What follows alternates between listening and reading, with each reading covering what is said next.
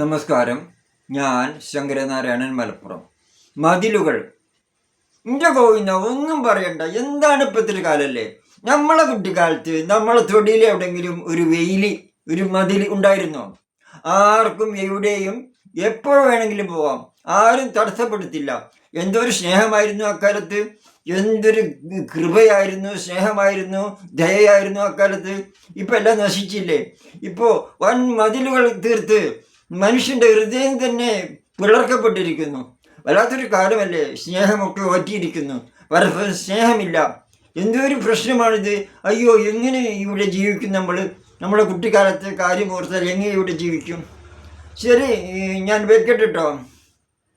അതിനിടയിലാണ് കുമാരേട്ടൻ മറ്റൊരു കാര്യം ശ്രദ്ധിച്ചത്. എടാ ഗോപാല, എന്റെ മതിലിന്റെ അടുക്ക് തന്നെയാണ് പ്ലാവും തൈ വെച്ചത്. അനക്ക് ഞാൻ കാണിച്ചു തരട്ടോ.